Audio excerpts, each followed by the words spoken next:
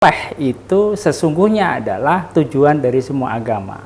Apapun agamanya, soleh itu menjadi puncaknya. Nah, soleh itu sebenarnya dalam bahasa sederhana itu adalah baik. Dikatakan stigma masyarakat ketika ada orang yang soleh ritual, itu bisa dikatakan nggak beliau itu pasti soleh sosial? Dia memiliki potensi lebih besar. Potensi lebih besar memiliki kesolehan sosial yang lebih baik. Soleh tadi di awal saya sampaikan adalah kebermanfaatan.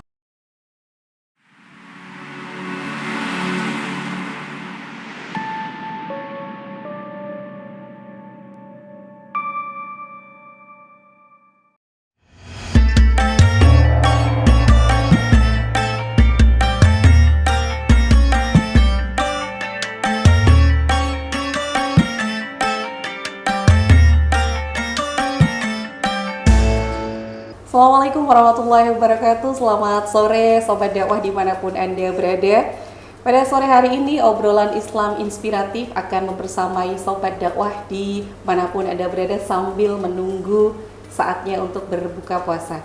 Dan pada kesempatan hari ini telah hadir di studio kita beliau Wakil Dekan 1 dari Fakultas Dakwah UIN Saisu Purwokerto, Bapak Dr. Ahmad Mutakin MSI. Dan pada kesempatan sore hari ini kita akan membincang bersama terkait dengan tema yang sangat menarik dan bisa jadi dalam kehidupan sehari-hari ini sangat relate dengan apa yang dilakukan oleh Sobat Dakwah semuanya. Nah, tema kita pada kesempatan hari ini adalah soleh ritual versus soleh sosial. Langsung saja kita akan berkenalan dengan narasumber kita pada kesempatan hari ini. Selamat sore, Pak Selamat Dokter. sore. Saya manggilnya Pak Dokter atau Pak Om. Oke. Om Dokter. Ya, boleh. Om Dokter hari ini bagaimana keadaannya? Alhamdulillah sehat. Oke, alhamdulillah sehat. Tema yang dirancang spesial untuk jenengan di sore hari ini adalah soleh ritual versus soleh sosial. Oke. Sebenarnya kenapa sih orang harus berperilaku soleh dan juga orang harus melakukan ritual? Ya. Soleh itu sebelumnya Assalamualaikum warahmatullahi wabarakatuh. Para sobat Fakultas Dakwah dimanapun Anda berada, soleh itu sesungguhnya adalah tujuan dari semua agama. Apapun agamanya, soleh itu menjadi puncaknya. Nah, soleh itu sebenarnya dalam bahasa sederhana itu adalah baik, gitu ya. Menjadi orang yang baik, menjadi orang yang bermanfaat, menjadi orang yang bisa memberikan kontribusi kepada banyak orang itu adalah soleh. Nah, maka semua ajaran agama, terutama dalam Islam itu memposisikan soleh itu menjadi salah satu puncak dari tujuan manusia beragama. Nah, lalu bagaimana agar setiap orang bisa mencapai derajat soleh itu? Nah, secara umum sebenarnya itu orang bebas melakukan apa saja, melakukan cara apa saja untuk bisa mencapai derajat ini. Hanya dalam konteks agama, dalam konteks Islam, untuk bisa mencapai derajat soleh ini umumnya menggunakan ritual. Sehingga ritual itu sebenarnya menjadi media atau perantara agar seseorang itu untuk bisa mencapai derajat soleh itu terbantu, menjadi lebih mudah untuk mencapainya. Nah, mungkin saja ada orang dengan keterampilan atau kemampuan tertentu yang di atas rata-rata itu bisa mencapai derajat soleh dengan cara yang berbeda. Tetapi itu kan tidak umum. Tidak semua orang bisa melakukan hal itu.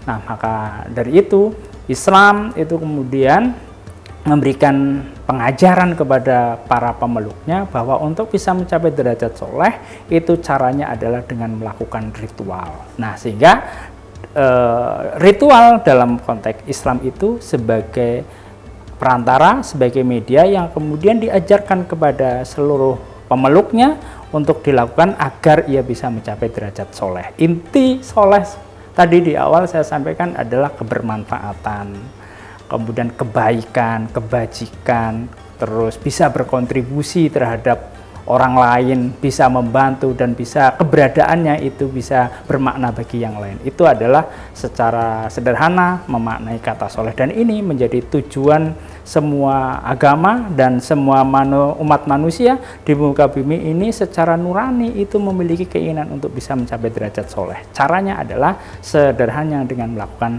ritual. Gitu. Kalau seperti penampilan Om Dokter pada kesempatan hari ini, bisa nggak sih orang mengatakan bahwasanya orang yang berpeci terus kemudian memakai sarung dan kesehariannya setiap hari mereka melakukan ritual untuk melakukan ibadah di masjid, bisa dianggap soleh nggak kira-kira ya, seperti itu? Kan setiap orang kan punya atribusi. Iya, atribusi itu adalah sesuatu yang menempel. Nah, orang itu sebenarnya itu tidak selalu orang yang punya atribusi bagus kemudian dia benar-benar mencerminkan watak yang soleh, itu juga tidak harus. Atau juga sebaliknya, orang yang punya atribusi yang dalam tanda kutip misalnya kita mengatakan itu tidak baik kemudian hatinya juga baik, itu tidak harus. Tetapi begini, bahwa yang namanya atribusi orang bisa memberikan penilaian terhadap orang lain, itu yang pertama kali adalah sesuatu yang menempel, sesuatu yang tadi yang bersifat atributif gitu ya, sehingga kemudian ketika orang melihat sesuatu yang nempel itu baik, itu kemudian memberikan kesan pertama yang juga baik. Nah, sebaliknya ketika penampilannya itu misalnya nggak umum, kurang baik, kurang sopan, maka juga akan memberikan kesan yang kurang baik juga sebenarnya. Jadi dalam keseharian kita, masyarakat beragama itu ada tuntunan untuk bagaimana tampil di depan banyak orang, di depan publik. Jadi tidak semaunya, itu yang kemudian ukurannya sebenarnya etik. Ketika orang itu berpenampilan baik, berpenampilan sopan, umum gitu, maka secara etik ia bisa diterima oleh masyarakat luas. Nah, ketika itu sudah ditampilkan secara publik, orang menerima dengan baik, maka kemudian ia bisa berinteraksi, menyelami, berproses yang lebih dalam. Bagaimana hatinya, bagaimana cara pandangnya, ideologinya, dan seterusnya. Akan sangat berbeda ketika yang diperlihatkan adalah sesuatu yang tidak umum. Orang mungkin sudah resisten sejak awal, orang sejak awal sudah memiliki penilaian yang kurang baik, prejudice, dan seterusnya, sehingga itu akan menghambat orang tersebut untuk berinteraksi lebih dalam. Sehingga kalau ada yang mengatakan bahwa apakah menggunakan peci, menggunakan pakaian yang rapi, sering melaksanakan kegiatan ritual di masjid, apakah kemudian menunjukkan bahwa yang bersangkutan itu soleh gitu dalam artian yang sesungguhnya? Tidak mesti juga. Tetapi paling tidak ketika orang berpenampilan baik, melakukan tindakan-tindakan yang umum gitu ya, melakukan kegiatan ritual keagamaan, itu kemudian memberikan kesan yang baik terhadap publik, dan ini menjadi titik masuk untuk bisa berinteraksi dengan publik secara lebih mendalam. Oke, berarti bisa dikatakan stigma masyarakat ketika ada orang yang soleh ritual, itu bisa dikatakan nggak beliau itu pasti soleh sosial? Dia memiliki potensi lebih besar, lebih besar, memiliki kesolehan sosial yang lebih baik. Namanya potensi ya, tidak selalu gitu ya. Bisa jadi orang yang penampilannya nggak terlalu baik misalnya, itu dia memiliki kesolehan sosial yang lebih baik. Tetapi ketika orang menampilkan tadi atribut yang baik, dia memiliki potensi yang lebih besar untuk menjadi soleh secara sosial. Kira-kira begitu. Oke, soleh itu kan tadi maknanya baik. Betul. Dan pertanyaannya, mengapa orang itu harus punya soleh ritual dan juga soleh sosial? Ya, sebenarnya begini, itu kembali kepada hakikat manusia. Bahwa manusia itu sejak awal itu dijadikan sebagai makhluk yang bersifat sosial ya, atau dia memiliki kebutuhan untuk berinteraksi dengan yang lain. Kalau dalam Al-Quran itu manusia diciptakan itu sebagai khalifatullah fil ard. Ini meniscayakan bahwa orang itu, setiap manusia itu memiliki kebutuhan untuk bersinggungan dengan orang lain. Nah, karena itu kebutuhan berinteraksi itu itu harus didukung dengan kondisi-kondisi subjektif yang dimiliki oleh setiap individu yang baik gitu. Karena orang bisa berinteraksi dengan yang lain itu ketika dia memiliki performa yang baik, performa yang tadi ya soleh, kemudian dia memiliki kepribadian yang baik. Nah, dengan kepribadian, kesolehan yang baik itu, ia kemudian bisa berinteraksi dengan yang lain. Nah, ini adalah yang pertama tadi saya sebut, ini adalah sunatullah atau ketetapan awal dari Tuhan kepada manusia, bahwa setiap manusia itu memiliki kebutuhan untuk berinteraksi. Nah, syarat untuk melaksanakan interaksi itu adalah ketika seseorang itu bisa diterima atau orang lain itu memiliki penerimaan yang tinggi terhadap orang lain. Nah, ini yang soleh itu sebenarnya itu tadi menjadi basis, menjadi dasar bagi orang lain untuk melakukan penerimaan secara sosial. Nah, kemudian yang kedua, kenapa orang itu harus soleh itu secara sosial ya, secara sosial, bahwa setiap manusia itu memiliki keterbatasan. Setiap orang itu apapun kelebihan yang dia punya selalu memiliki keterbatasan, karena sebetulnya secara dasar itu kebutuhan manusia itu bisa dipenuhi ketika ia bertukar dengan yang lain atau bersifat interaktif. Saya memiliki kebutuhan, dan kebutuhan saya itu hanya bisa dipenuhi ketika saya berinteraksi dengan orang lain, karena kebutuhan saya itu hanya bisa dipenuhi dengan orang lain. Misalnya lah, sederhananya, ketika kita memiliki kebutuhan, setiap orang itu memiliki kebutuhan untuk dihormati. Siapa yang menghormati? Orang lain. Nggak mungkin kita mengatakan, saya ini adalah orang terhormat, itu nggak mungkin. Nah, kita bisa memenuhi kebutuhan dihormati itu ketika kita berinteraksi dengan orang lain, dan kita bisa berinteraksi kalau kita memiliki pembawaan yang baik, memiliki akhlak yang baik. Coba kalau kemudian performa kita buruk, kita kesulitan untuk berinteraksi dengan yang lain. Nah, karena itu maka berperilaku baik itu menjadi syarat tadi itu, agar kebutuhan-kebutuhan yang kita punya, yang kita miliki itu bisa terpenuhi. Dan ini semua orang, berlaku untuk semua orang, bahwa setiap kebutuhan itu hanya bisa dipenuhi kalau kita membangun interaksi. Itu ya, itu secara sosial. Kemudian yang ketiga itu, bahwa setiap orang itu berkecenderungan untuk bisa memberikan kontribusi, dianggap penting. Setiap orang, dan orang itu akan dianggap penting kalau dia itu berkontribusi, dia memberikan sumbangan, dia memberikan makna terhadap komunitasnya. Nah, sehingga berperilaku soleh itu sebenarnya bukan hanya tujuan, tapi itu adalah kebutuhan manusia. Setiap orang itu ingin tampil soleh, ingin mewujudkan dirinya bahwa dia itu adalah orang baik, agar ia bisa memenuhi kebutuhannya, agar ia bisa dihormati, agar ia bisa menjadi bagian dari masyarakat untuk berkontribusi dan memberikan makna. Oke, kalau dilihat dari tujuan hidup, tujuan hidup di dunia adalah untuk bahagia. Kalau untuk di akhirat kan inna sholati wa nusuki wa mahyaya ilahi. Nah, apakah dengan kita berperilaku soleh secara ritual, terus kemudian soleh secara sosial, ini bisa menjamin seseorang untuk bisa punya tujuan kebahagiaan dan kebahagiaan di dunia dan juga di akhirat? Ya, jadi manusia bahagia itu ketika apa sih? Apakah dia ketika dia mendapatkan sesuatu kemudian berbahagia? Enggak gitu loh. Apakah misalnya orang yang kita sebut saja, misalnya orang yang memiliki keterbatasan material, apakah mereka tidak bahagia? Enggak juga. Orang itu bisa berbahagia tadi secara teoritik ketika ia dianggap memiliki makna atau dia dianggap penting. Gitu. Jadi kebahagiaan manusia itu bersifat eksistensial ketika keberadaannya itu dinilai, ketika keberadaannya itu dianggap penting oleh yang lain. Nah, tadi saya sampaikan, ketika kita pengen memiliki eksistensi kita diakui, maka kita harus memberikan kontribusi. Kita dianggap sebagai orang yang penting gitu ya, itu penting. Nah, sehingga bukan bersifat material kayak tadi itu. Bahagia itu kalau mendapatkan mobil, uang, itu bukan gitu. Tetapi bahagia ketika kita mendapatkan eksistensi kita di masyarakat, dan itu hanya bisa dipenuhi kalau kita itu bisa memberikan kontribusi, kita memiliki penerimaan yang tinggi, kemudian kita dianggap penting, atau dalam bahasa agama sering ya gitu, orang yang merugi atau orang yang tidak penting itu ketika disebut sebagai wujuduhu ka'adamihi, adanya, ada dan tidak adanya itu sama aja, itu adalah orang yang merugi.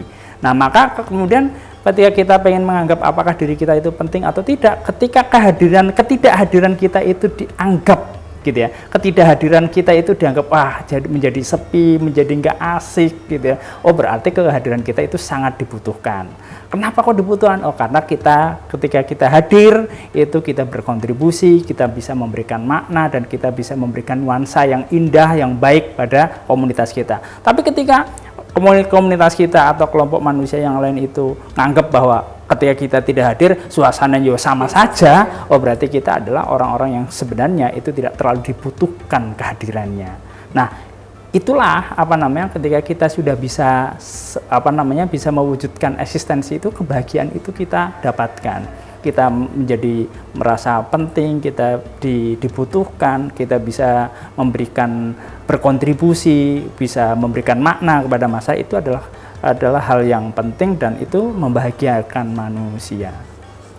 Oke, sangat menarik sekali. Jadi karena waktu kita terbatas, apa sih yang akan jenengan pesankan untuk para sobat dakwah ini supaya mereka bisa berperilaku secara soleh ritual, dan juga bisa ke tahapan yang lebih tinggi lagi, bisa melaksanakan soleh sosial?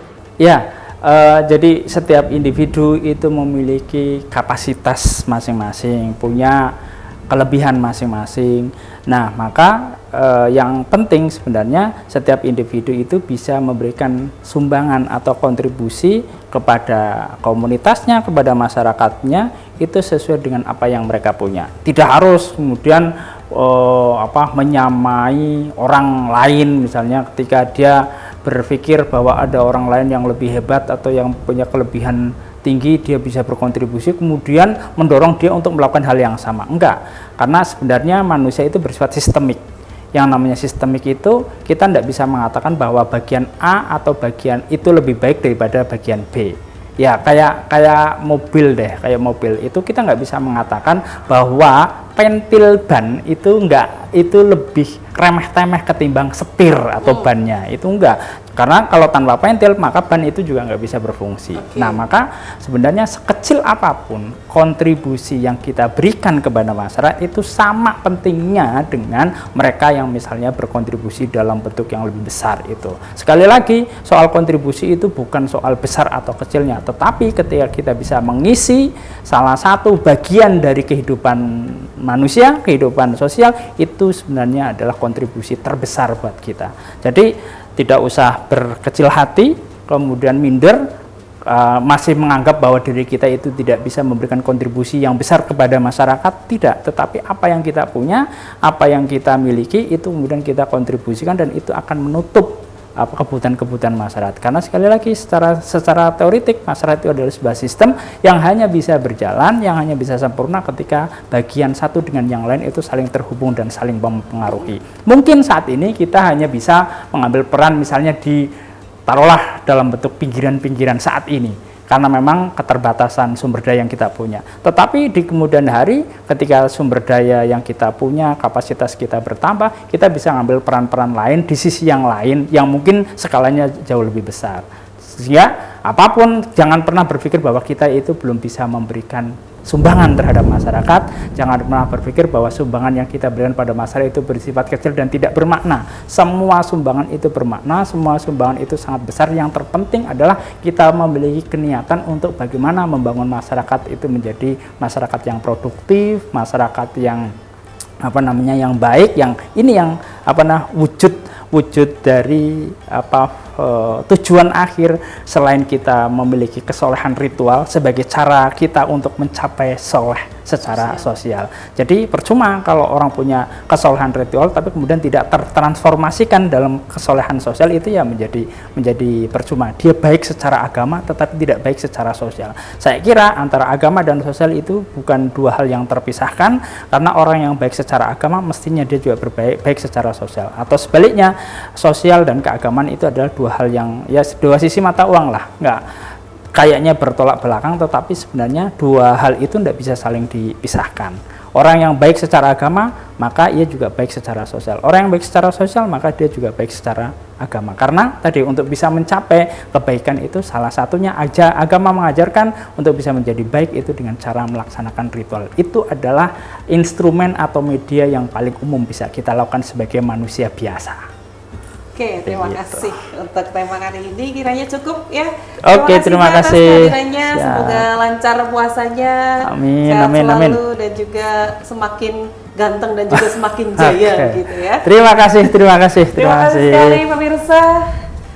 Tidak terasa sudah sekian lama kita berbincang dengan narasumber kita pada kesempatan hari ini. Artinya saya harus berusaha untuk merelakan diri untuk undur diri dari tempat yang sangat berbahagia dan membahagiaan ini, undur diri dari tempat yang sangat membahagiaan ini. Pemirsa, maksimalkan potensi diri, buat orang lain bahagia. Kalau kita bisa membuat diri kita bahagia, maka buatlah orang lain juga bahagia. Dan sekali lagi, buatlah mereka merasa rindu dan juga candu tanpa ada kehadiran kita. Semoga puasanya lancar, selamat menanti adzan berbuka puasa. Terima kasih. Jangan lupa channel YouTube di Fakultas Dakwah, subscribe dan juga like. Wallahumma fiq wa thoriq waridul inayah. Wassalamualaikum warahmatullahi wabarakatuh. Waalaikumsalam warahmatullahi wabarakatuh.